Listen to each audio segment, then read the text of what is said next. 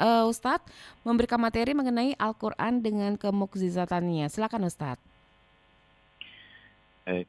Assalamualaikum warahmatullahi wabarakatuh. Alhamdulillah, alhamdulillahi rabbil alamin. Assalatu wassalamu ala Rasulillah wa ala alihi wa sahbihi ajma'in. Nama ba'du. Para pendengar radio RRI yang dirahmati Allah Subhanahu wa taala. Alhamdulillah tak terasa kita hari ini masuk ke 17 ya. Ini menunjukkan bahwa kita diberi nikmat yang luar biasa untuk menjalankan ibadah puasa kita yang ke-17. Semoga kita semua dapat menyelesaikannya dan dilipat gandakan amal kita semua. Amin ya rabbal alamin. Tema kita tentang mukjizat ini, Al-Quran ini begitu luar biasa. Mukjizat itu sebenarnya melemahkan orang-orang yang menentangnya, baik itu secara akal misalnya, kemudian dari tata bahasanya, dan informasi-informasi yang dipatahkan oleh Al-Quran ini luar biasa, sehingga Al-Quran itu memiliki kemujizatan. Nah, Al-Quran ini memiliki mujizat ini bisa terbagi menjadi 3 macam mujizat Al-Quran ini. Ya, kalau zaman dulu kan zaman Nabi Nuh alaihissalam, mujizatnya bisa menciptakan, membuat perahu ya, yang sangat besar, yang secara logika nggak mungkin orang akan bisa membuat sebesar itu. Kemudian Nabi Musa alaihissalam punya mujizat dari tongkatnya, lalu tongkat ini bisa membelah lautan dan juga berubah menjadi ular. Begitu juga mujizatnya Nabi Isa alaihissalam, dan juga bisa membuat burung dari tanah liat, dan atas izin Allah, Allah kasih ruh untuknya. Nah, berbeda dengan mujizat Nabi Muhammad SAW, ini yaitu berupa Al-Quran yang abadi. Kalau itu memang mujizat untuk diri, tetapi yang mujizat ini untuk semua dan bisa dibaca dan bisa dipahami baik orang biasa maupun juga ahli ilmuwan. Yang pertama, mujizat Rasulullah SAW, Al-Quran ini dari segi bahasa. Kalau dari segi bahasa, ranggamnya begitu rapi ya. Dari segi bahasa kayak seperti bunyi Qul huwallahu ahad, Allahus samad, lam yalid wa lam yulad wa lam yakul lahu kufuwan ahad. Kalau melihat dari segi bahasa, itu kan bunyinya de ya. De pakai dal semua, kayak rapi banget tuh. Sama kayak seperti Qul a'udzu birabbin nas, malikin nas, ilahin nas, gitu. Nas semuanya. Namun memiliki padat makna. Berbeda dengan syair-syair biasanya. Ini sudah bentuknya ranggamnya rapi, kemudian enak didengar dan memiliki makna dalam. Kayak alam nasyrah laka sadrak wa wada'na anka wizrak. Nah, itu kode-kodenya begitu ujung-ujungnya. Nah, kalau contoh kita ambil kecil saja, surah Al-Ikhlas yang sering kita baca. Qul huwallahu ahad. Katakanlah Allah itu esa. Allah itu bukan satu. Dari segi bahasa ini padat sekali maknanya. Katakanlah Allah itu esa. Kita sering bilang Allah ada berapa? Satu. Rata-rata kalau jamaah pengajian kalau saya tanya jumlah Allah berapa? Satu. Kalaupun Allah satu bahasa Arabnya ahad, wahid. Wahid. Tapi Allah menuliskan ahad. Allah berkata Allah itu, katakanlah Allah itu esa, bukan satu. Jadi qul huwallahu ahad, bukan qul huwallahu wahid. Nah, itu kelebihannya. Kalau wahid itu dia masih ranking 1. Kalau 1 itu ada ranking 2. Kalau 2 itu punya ranking bawahnya lagi 3. Nah, Allah itu tidak bersifat satu. Dia tidak jumlah Allah itu tidak satu, tetapi Allah itu esa. Karena kalau ada Allah yang ranking 1, berarti ada Allah ranking 2. Nanti Allah ada ranking 3. Maka Allah tidak bisa disamakan dengan lain. Maka sambungannya adalah Allah Somad. Tempat bergantung hanya Allah. Lam yalid wa lam yulad. Allah tidak melahirkan, tidak dilahirkan. Lam yakul lahu kufuwan ahad. Dia tetap connect, tetap ahad. Tidak ada yang bisa menyerupainya. Itulah Allah Subhanahu wa taala.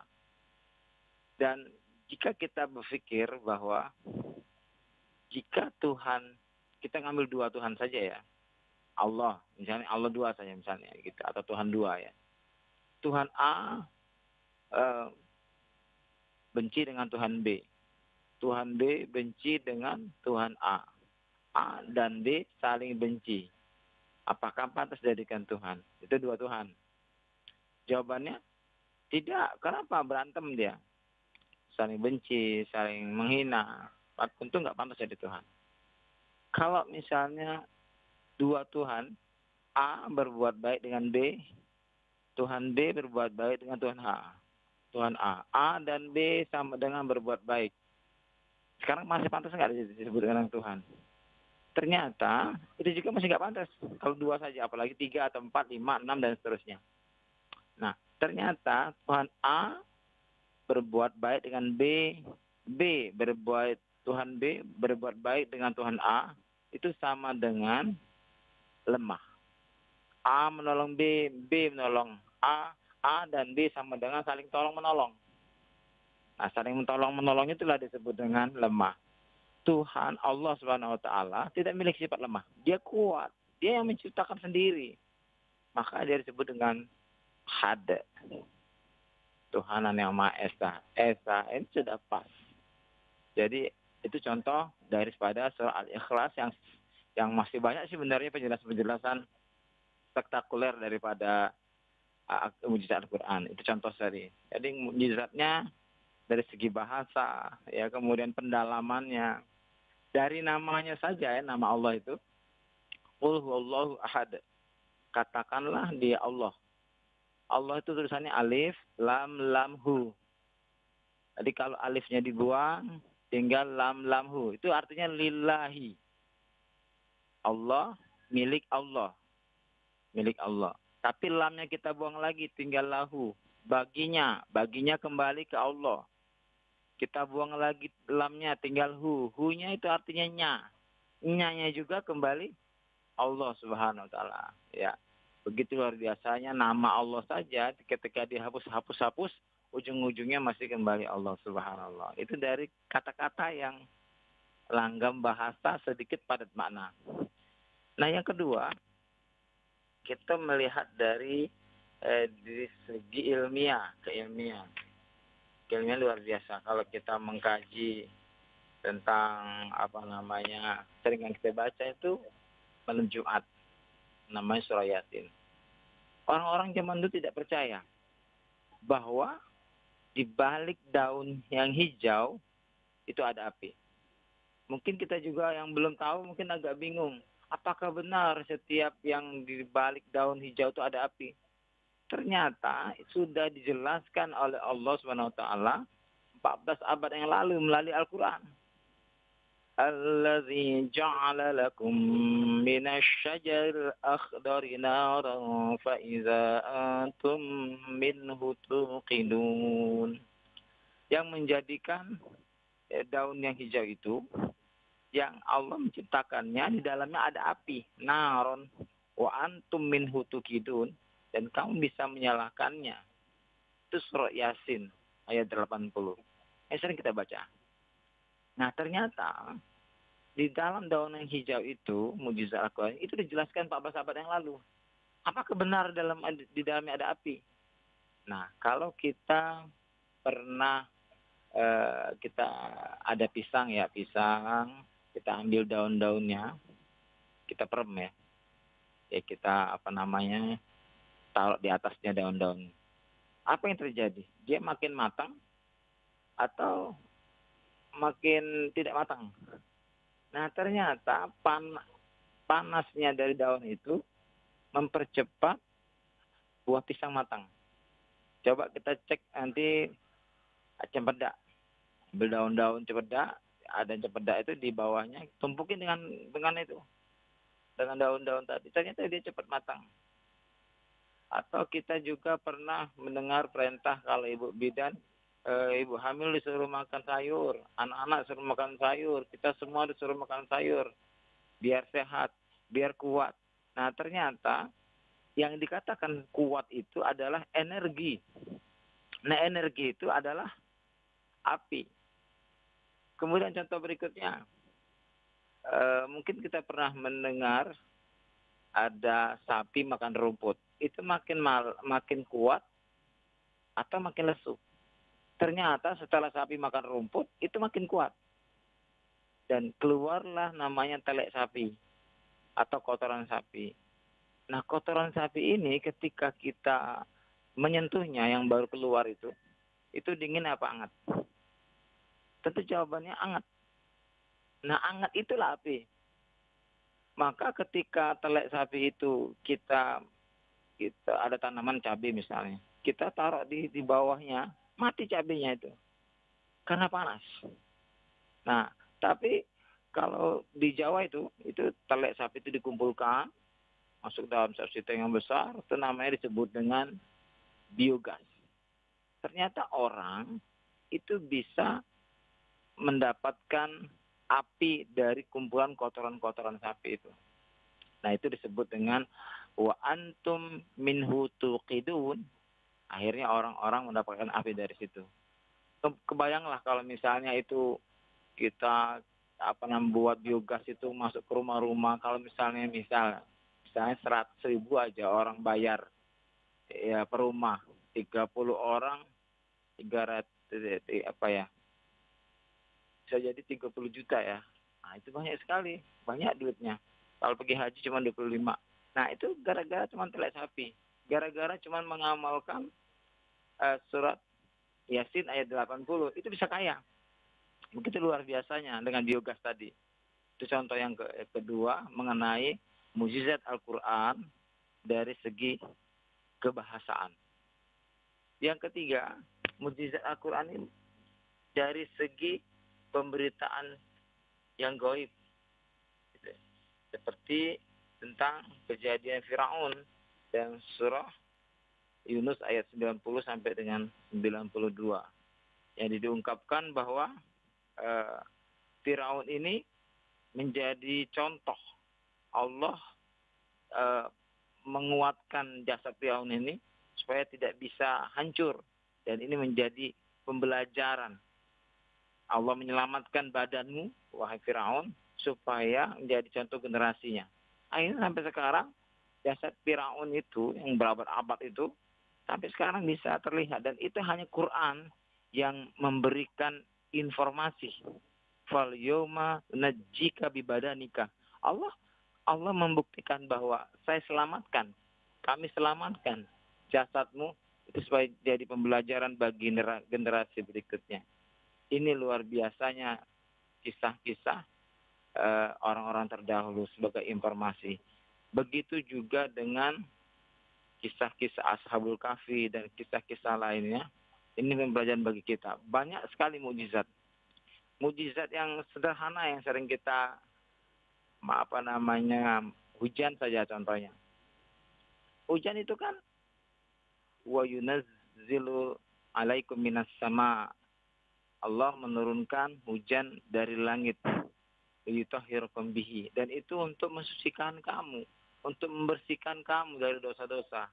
Kita dengan adanya kita bisa berwudu, kita bisa mandi wajib, ya akhirnya kita bersih dari dosa-dosa. Itu keutamaan hujan. Dan Allah informasikan 14 abad yang lalu. Sampai segitu detailnya tentang air hujan saja yang memang bisa diteliti oleh peneliti saat ini. Ternyata air hujan itu bisa membersihkan, bisa mensucikan. Yang kedua, wa yuzhibu ankum ridzasyaitan, dan juga menghilangkan gangguan setan-setan. Dan itu informasi di dalam Al-Quran. Ternyata luar biasa air hujan itu untuk menghindarkan gangguan setan. Juga bermanfaat juga wa yarbitu ala qulubikum, menguatkan hati.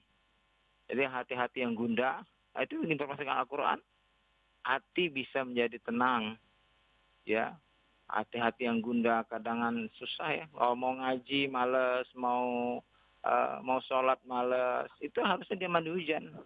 Ya dia orang yang bimbangan, orang nggak tegas-tegas. Jadi kalau misalnya orang apar itu kalau pelatihan diklat itu ya dimandikan supaya tegas. Karena itu memang perintah Quran.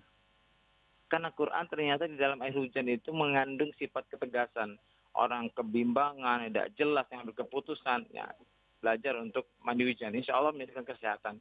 Wisabbita bil aqdam, dan juga menyehatkan kaki, menguatkan kaki, meneguhkan pendirian dan sebagainya dan segala macam itu sudah terjadi dalam surah Al-Anfal ayat 11. Begitu banyak manfaat dalam Al-Quran. Mari terus kita baca.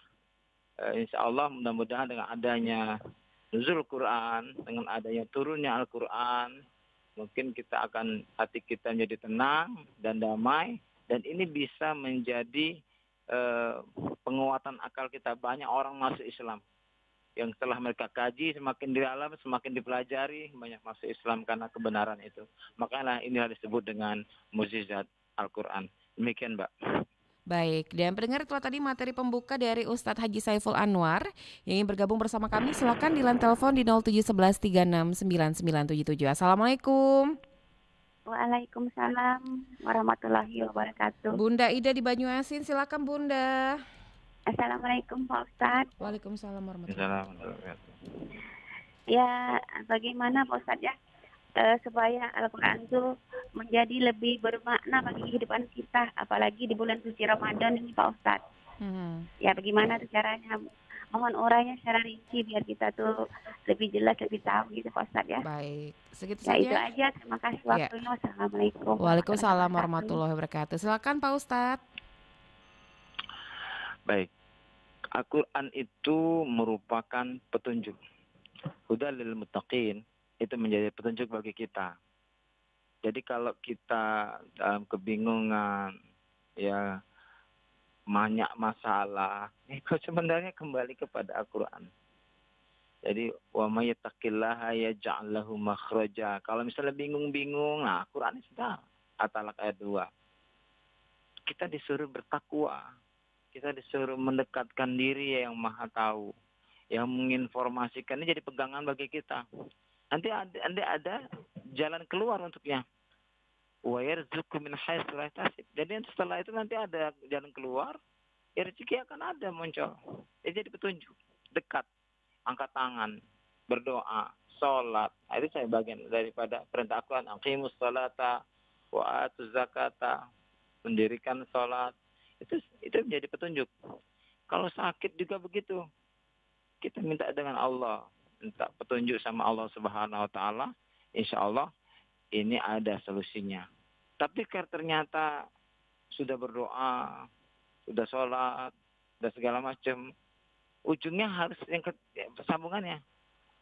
Wa may yatawakkal Allah fahuwa hasbuh. Kalau sudah itu kita berserah diri. Nah, berserah sama Allah, maka Allah Subhanahu wa taala nanti akan menyukupkan. Jadi jangan berburuk sangka, kenapa saya sudah berdoa tapi ternyata belum juga dikabulkan oleh Allah Subhanahu wa taala. Ya tetap itu ujian. Dan bisa jadi waktunya juga belum tepat. Dan maka berserah diri sama Allah Subhanahu wa taala karena kita minta tolong sama Allah, minta pilihkan. Insya Allah ada rezekinya dan ini jadi petunjuk bagi kita. Maka hudal lil muttaqin, dan orang-orang yang beriman, salah satunya beriman adalah percaya kepada kitab-kitab Allah, yaitu salah satunya adalah Al-Quran. Itu.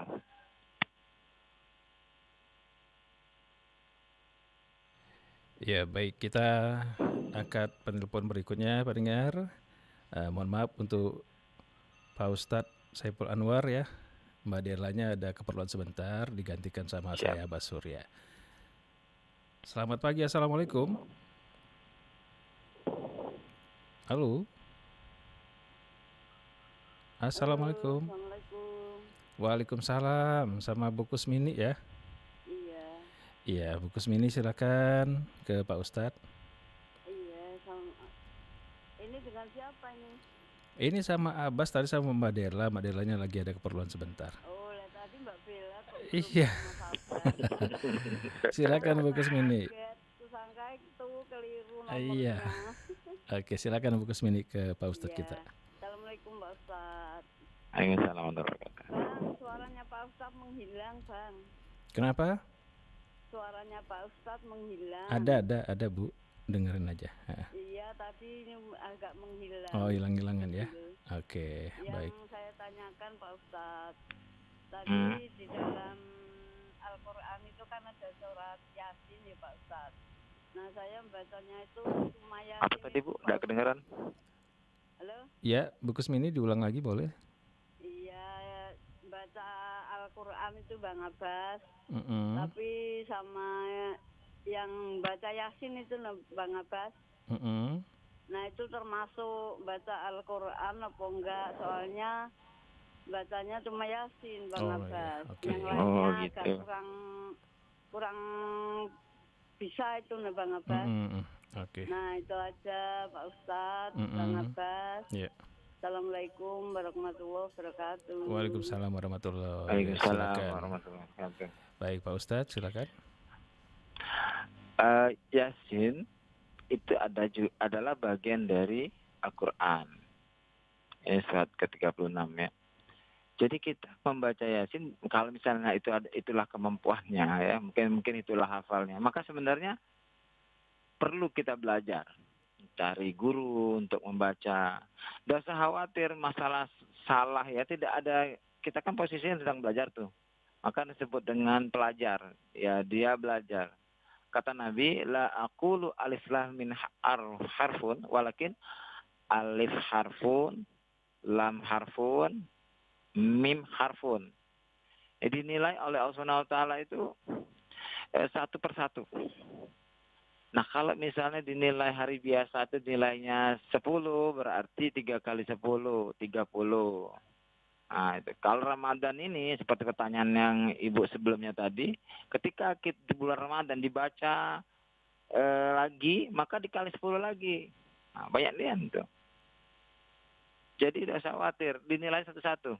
Misalnya dibaca, Alhamdulillahirabbil alamin misalnya. Itu walaupun salah-salah, ya nggak ada masalah. Ya kan yang penting dia nggak berniat untuk menyalahkan, cuman mungkin lidahnya agak susah karena kebiasaan. Jadi al-nya benar, kamnya k-nya yang salah, mimnya benar, du benar, berarti al-kamdu salah satu berarti. Lillahi rabbil benar. Ainnya mungkin tidak bagus, alifnya dibaca 2 harokat. Lamin, nah itu berarti salah satu lagi, berarti salahnya 2. Nah gitu saja. Jadi Allah menilai per huruf. Jadi yang mana benarnya baik, yang itu dijadikan pahala bagi kita. Makanya untuk biar sempurna bacaannya, ya kita belajar. Cari Pak Ustadznya, cari ustazahnya, minta belajar, minta ajari. Jadi nggak cuma Yasin doang. Jadi karena Quran itu kan 30 juz ya. Banyak kita baca. Kita baca dikit-dikit. Kalau misalnya bulan Ramadan ini dilipat gandakan wal hasanatu bi asyrati amsalihha. Ya, kalau dan kebaikan-kebaikan di bulan Ramadan ini Allah kali lipatkan 10. Enak banget itu. Ngaji itu kalau misalnya 1 kali hatam dinilai 10 kali hatam. Beda dengan hari biasa. Nah itu enaknya kalau kita ngaji. Kalau sedekah pun juga begitu. Kita dilipat gandakan bulan Ramadan ini. Ya, jadi kalau misalnya kita itu sedekah 1000, kata Quran itu dibalas dengan 700 kali lipat. Jadi masing-masing itu ada 7 tangkai. Masing-masing tangkai itu ada 100. Jadi kalau uang 1000 kita sedekahkan, dikali dengan 700. 700.000. Begitu. Nah, kalau bulan Ramadan dikali 10 lagi. Itu enaknya kalau kita membaca Quran. Jadi banyak informasi menyemangati hidup kita jadi petunjuk. Kali dengan 10. 700 kali 10 lagi. 7 juta. 7 juta kali lipat gara-gara sedekah 1000 dalam Ramadan. Subhanallah. Dan itu luar biasa. Makin asik sebenarnya kalau kita ingin membaca, akan dilipat gandakan Allah Subhanahu wa taala khususnya di bulan Ramadan ini. Ya, Mas. Baik, kita angkat penelpon berikutnya. Selamat pagi, Assalamualaikum. Halo. Assalamualaikum. Iya, sama siapa ini? Nama Mbak Mar di Sekayu. Mbak Mar di Sekayu. Baik, Mbak Mar langsung ke Ustadz kita silakan. Halo, Assalamualaikum Pak Ustaz. Salam warahmatullahi wabarakatuh. Saya mau bertanya ya Pak Ustaz. Apa perbedaannya fitra beras dengan fitra duit itu?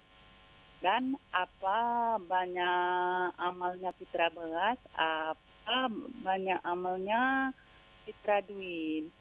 Nah, itu aja ya Pak Ustaz. Oke. Assalamualaikum. Waalaikumsalam warahmatullahi wabarakatuh. Baik, Ustadz silakan. Ya, kalau zaman dulu kita disarankan makan pokok ya. Dan kalau zaman sekarang ini memang sudah ada ketetapan itu diperbolehkan untuk fitrah uang. Karena uang itu kalau dibelikan beras juga sama sebenarnya. Kalau di tempat kami ini 15.000 per kilo. Kalau misalnya itu 2,5 kilo, itu disamakan dengan 37.500. Sama nilainya, sama saja. Baik fitrah uang maupun dengan beras. Nah, tapi kalau misalnya dia biasanya makan beras itu yang biasa, bukan yang bagus ya, bukan 15.000 itu yang bagus. Nah, misalnya ada yang harga 12 misalnya gitu. Tapi dia nggak pakai sedekah pakai beras, tapi dia tidak bersedekah dengan uang, tapi dia bersedekah dengan beras. Nah, enggak apa-apa, karena judulnya beras memang makanan pokok. Jadi tergantung kita makan pokok apa. Kalau dia gandum ya gandum, kalau kita beras ya beras. Jadi semuanya sama saja ya. Yang penting kita bayarkan fitrah itu untuk membersihkan diri kita dan juga mensucikan kita. Itu. Baik, yang ingin bergabung kembali silakan di line telepon kami di 0711369977 di belakang Ibu Mardi Sekayu. Assalamualaikum. Halo, assalamualaikum. Halo, Assalamualaikum. Waalaikumsalam warahmatullahi wabarakatuh. Dengan siapa di mana nih, Bu? Baik, terputus ya. Dia yang ingin bergabung bisa juga melalui line WhatsApp di 082179279090 dan kami informasikan saat ini lintas waktu 41 menit beranjak dari pukul 5 waktu Indonesia Barat. Assalamualaikum. Waalaikumsalam warahmatullahi wabarakatuh. Bu Sofia di Skojo, silakan Ibu. Iyo, ini Pak Ustadz, Mbak Dela ya. Iya, dengan Dela. Ini apa tuh? Saya tuh sholat kalau subuh sama maghrib membaca alif lam. Itu hafal sudah. Iyo. Ayatnya. Ya. Iyo, amun yang lohor asar bisa tidak. Cuman maghrib sama ini baik subuh. Baik. Iya. Pertanyaannya Ibu? Pertanyaannya boleh tak itu baca Alif ayat lam ya. Al-Quran yang alif lam pertama. Baik. Iya, sampai ulaika humul muflihun itu. Baik. Itu baik. Ya. Terima kasih Mbak. Sama-sama Bu Sofia yang ada di Skojo. Silakan Ustadz.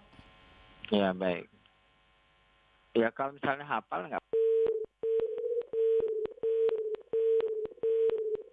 Baik, nampaknya terputus bersama Ustadz kita untuk pagi hari ini. Kita akan mencoba untuk menghubungi kembali bersama Ustadz Saiful Anwar dan tetaplah bersama kami.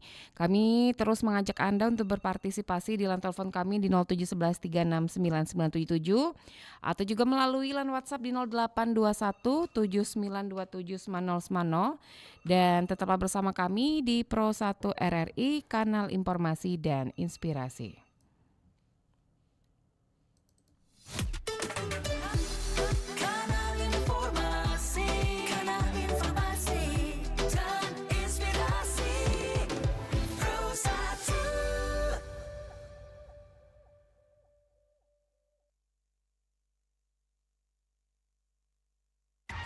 Pastikan Anda berada di frekuensi yang tepat untuk mengikuti seluruh ragam acara RRI Palembang yang bisa Anda dengarkan di seluruh jangkauan siar yang ada di Sumatera Selatan. Pro 1 RRI Palembang 92,4 MHz, Pro 2 91,6 MHz, Pro 3 93,7 MHz, Pro 4 88,4 MHz, dan Pro 5 89,2 MHz. Pemancar relay RRI di kabupaten dan kota di Sumatera Selatan. Pemancar relay Batu Raja 90,5 MHz, pemancar relay Belitang 97,6 MHz, pemancar relay Empat Lawang 98,9 MHz, pemancar relay Indralaya 93,7 MHz, pemancar relay Lahat 90,2 MHz, pemancar relay Lubuk Linggau 95,1 MHz, pemancar relay Muara Beliti 90,0 MHz, pemancar relay Muara 2 88,7 MHz, pemancar relay Pagar Alam 97,7 MHz, pemancar relay Prabu Muli 99,9 MHz, dan pemancar relay Sekayu 90,3 MHz. RRI Palembang. Baik, pendengar, kita sudah terhubung kembali bersama Ustadz Haji Saiful Anwar. Assalamualaikum warahmatullahi wabarakatuh, Ustadz. Waalaikumsalam warahmatullahi wabarakatuh. Baik, Ustadz mungkin bisa langsung dijawab pertanyaan dari Bu Sofia Ya. di Sekojo. Baik, boleh ya? Ya, Boleh. Karena itu ini sesuai dengan kemampuan kita saja. Itu, Mbak. baik, boleh berarti ya. Baik, Ustadz, kita ke WhatsApp Ustadz, ada dari Pak Romli di Sembawa. Assalamualaikum warahmatullahi wabarakatuh, Ustadz. Assalamualaikum warahmatullahi wabarakatuh. Bagaimana tata cara sholat tasbih? Karena ada yang berpendapat pada gerakan sholat tasbih tersebut ada bacaan tasbih yang harus kita baca. Kalaupun ada tasbih pada gerakan mana? Saat ruku atau sujud dan lain-lain? Atau sholat tasbih seperti sholat sunnah lainnya? Mohon penjelasannya Ustadz dari Pak Romli di Sembawa. Ya, baik. Kalau misalnya kita ingin membaca saat kita sholat tasbih ya, itu kan biasanya kan diulang-ulang ya. Diulang-ulang berzikirnya sesuai dengan jumlahnya. Ada subhanallah wa bihamdihi subhanallahil azim. Dan itu ada yang baik itu rukuknya maupun sujudnya dan lain sebagainya agak dilamakan. Dan itu hanya kita untuk digunakan kalau kemampuannya masih kuat, bisa lebih dari seumur hidup, bisa 2 kali, 3 kali. Tapi kalau nggak mampu cukup sekali saja. Berhubung itu sunnah, kalau misalnya kita nggak mampu sama sekali ya sudah. Atau bisa kita lakukan dengan cara duduk dan sujud. Dan duduk ya, tidak dengan cara berdiri atau berbaring maksudnya. Sesuai dengan kemampuan kita saja ya. Jadi kalau misalnya kita tidak mampu, ya sudah nggak apa-apa. Banyak membaca tasbih itu adalah bagian dari kita berzikir kepada Allah Subhanahu wa taala. Sesuai dengan kemampuan sajalah, jangan dipaksa. Kalau bisa berdiri, kalau tidak mampu dengan duduk, kalau tidak mampu dengan berbaring. Karena kan membacanya kan banyak ya. Baik itu saat sujudnya maupun saat ya rukuknya dan saat berdirinya juga gitu. Jadi banyak sekali. Itu, Mbak. Baik, di belakang Pak Romli di Sembawa yang masih bergabung di 369977. Assalamualaikum. Waalaikumsalam. Dengan Pak Ujang di Jawi ya Pak Ujang? Iya. Ya, silakan Pak Ujang. Assalamualaikum Pak Ustaz. Waalaikumsalam warahmatullahi wabarakatuh. Ini yang kutanya kan. Masalah orang berdoa. Jadi kita jawab mana yang benar. Apakah amin atau amin? Sebab kalau amin itu artinya perkenankanlah. Kalau amin, aman-aman. Yang mana yang benar Pak Ustaz? Baik. Tolong pencerahannya. Ya, terima kasih Pak. Assalamualaikum warahmatullahi wabarakatuh. Waalaikumsalam warahmatullahi wabarakatuh. Silakan Ustadz. Amin. Ya, yang A-nya panjang. Amin. Ya, jadi itu yang kita pakai. Amin. Ya, perkenalkanlah. Jadi usahakan kita mengaminkan setiap doa ya. Karena itu adalah mudah-mudahan diijabah oleh Subhanahu wa ta'ala. Bahkan dalam sholat pun kita ketika membaca ghairil maghdubi alaihim waladdallin, amin, gitu ya. Karena pada saat sholat jamaah itu, ya kita setelah selesai baca Al-Fatihah, nah para malaikat pun juga ikut mengaminkan. Malu kita sebagai manusia, kita tidak mengaminkan karena aminnya malaikat itu dijabah. Mudah-mudahan kita tak termasuk orang yang tidak termasuk orang yang sesat, tidak termasuk orang yang dimurkai sesuai dengan yang apa yang di surah Al-Fatihah itu ya. Dan juga mendapat petunjuk, banyak sekali maknanya. Jadi kita harus mengaminkan itu.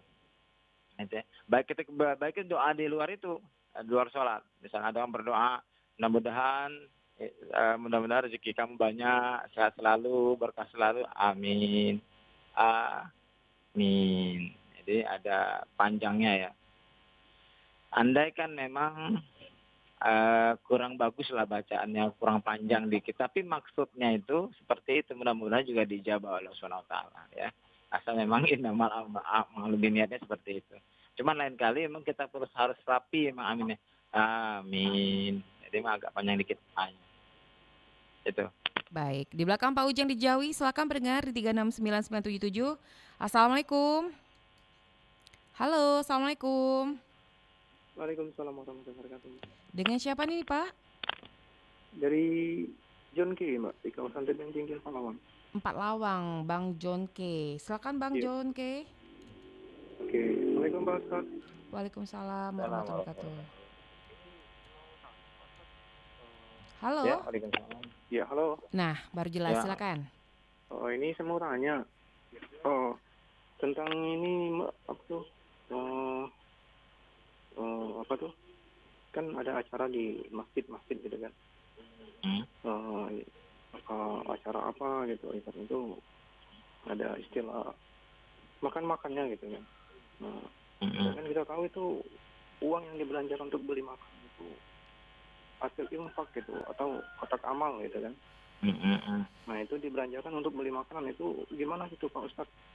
Kita yang yang ikut makan gitu maksudnya. Baik. Hukumnya itu gimana gitu? Iya. Segitu saja Pak John. Iya, itu aja makasih Pak Ustadz. Assalamualaikum. Waalaikumsalam warahmatullahi wabarakatuh. Silakan Ustadz. Ya tidak apa-apa, uang itu kan sudah jadi milik masjid.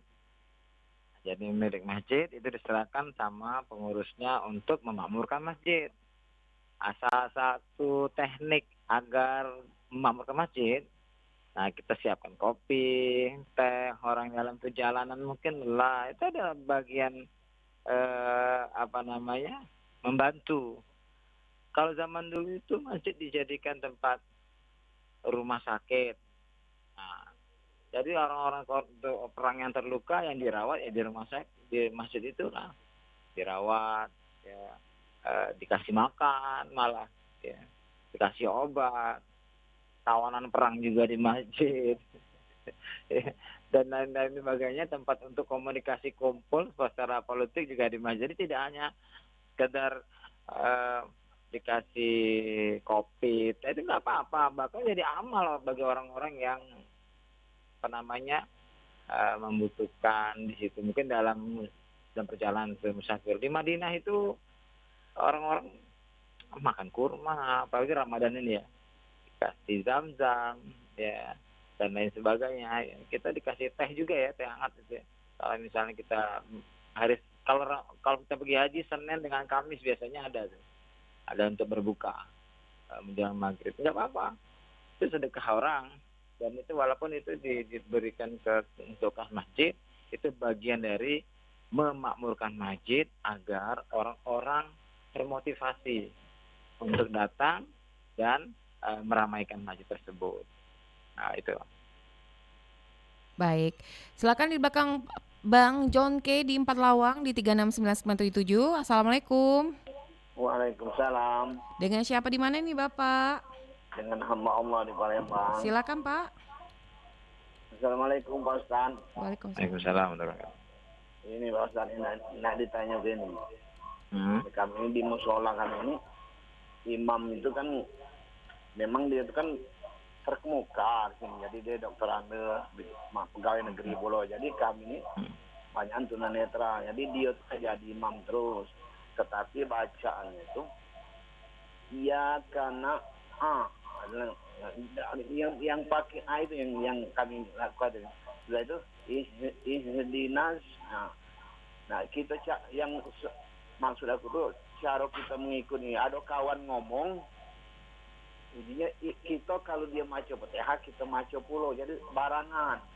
Nah kita nak menarinya kita ini kan bawa dari dia kan. Memang sudah ada tapi masih itu ada ayo ya karena budu ihdinas siratal mustaqim.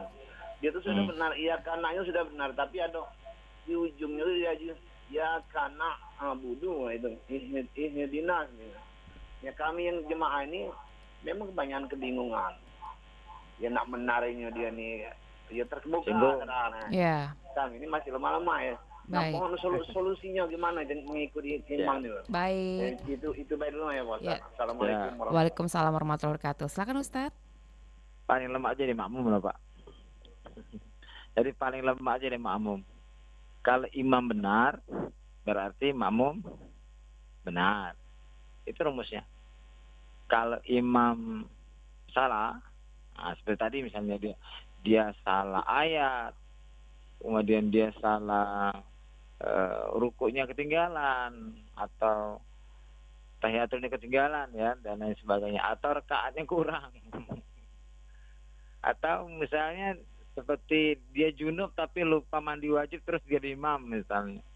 Itu kan ada kesalahan-kesalahan daripada imam. Jadi enak jadi makmum adalah wa in akhtau falakum alaihim, kata Nabi. Kalau imam salah, yang berdosa itu imam. Sudah. Jadi makmum dosa pening pala. Tanggunglah dia. Tidak beban kita. Terus bacaannya Pak seperti itu.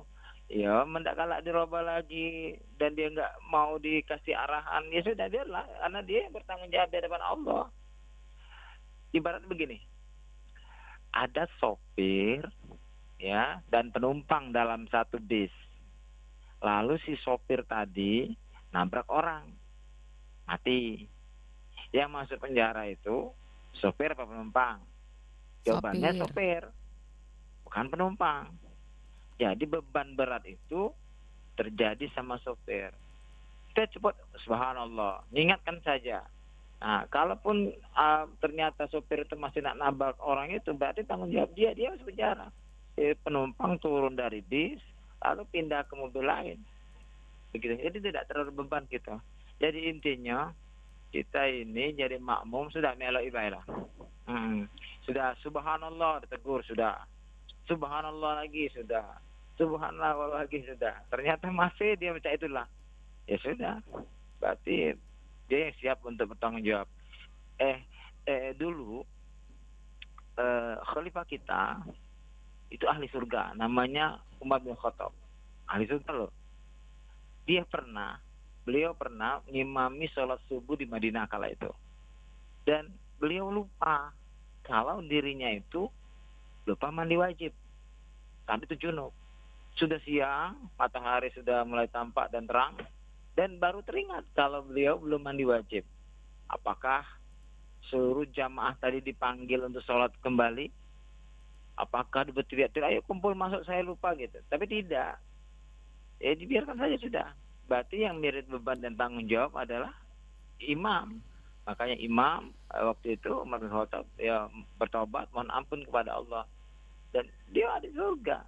Jadi kesalahan-kesalahan pada imam itu asal rumusnya imamnya mohon ampun dan bertobat atas kesalahan dan mau memperbaiki diri ke depannya seperti Umar bin Khattab tadi, ya itu bagus. Tapi kalau diarahkan segala macam terus nggak mau berubah, ya sudah, tanggung jawab dia. Maka paling enak jadi makmumnya adalah duduk, dia berdiri. Iza kabaru imam fakabbiru. Al-imam takbir, ikut takbir. Udah dengerin. Ya dengerin aja. Jadi kalau dia pernah membaca Al-Fatihah, dengarkan. Takutnya dia lupa ayatnya, kita nyambung. Iza quri'al Qur'an fastami'u lahu. Apabila dibacakan Al-Quran maka dengarkanlah. Jadi jangan melok ngoceh. Jadi pada saat dia salah kita nggak ada yang negur. Ya itu jadi perlu. Demikian.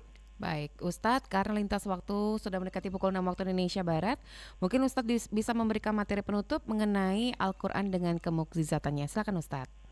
Baik, para pendengar Radio RRI dimanapun Anda berada, Al-Quran menjadikan petunjuk. Tidak ada keraguan di dalamnya. La raiba fi, hudal lil muttaqin. Itu adalah kitab yang memiliki ketidakadaan keraguan. Bagi orang yang mau belajar makin didalami, semakin yakin itu Al-Quran.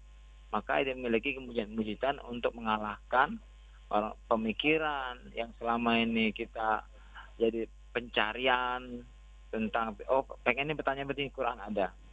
Allah Subhanahu wa taala memberikan petunjuk. Mari kita baca, yang sudah muslim, yang non muslim ingin baca silakan. Tidak apa-apa dibaca. Karena itu adalah informasi yang Allah Tuhan berikan untuk semesta alam ini. Jadi bukan untuk Islam saja, untuk dibaca untuk semuanya. Mudah-mudahan menjadi keberkahan. Inilah mukjizat dari Al-Quran. Demikian, terima kasih. Mohon maaf. Assalamualaikum warahmatullahi wabarakatuh. Waalaikumsalam warahmatullahi wabarakatuh. Terima kasih banyak untuk Ustadz Haji Saiful Anwar ya, dari kelompok kerja penyuluh agama Islam Kementerian Agama Provinsi Sumatera Selatan yang sudah memberikan materi mengenai Al-Quran dengan kemukjizatannya. Dan tepat pukul 6 waktu Indonesia Barat, pendengar, kita akan mendengarkan informasi Warta Berita Daerah dapat Anda saksikan melalui YouTube channel kami di Pro 1 RRI Palembang.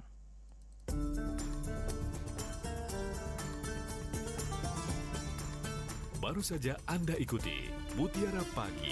Terima kasih untuk kebersamaan Anda. Sampai jumpa.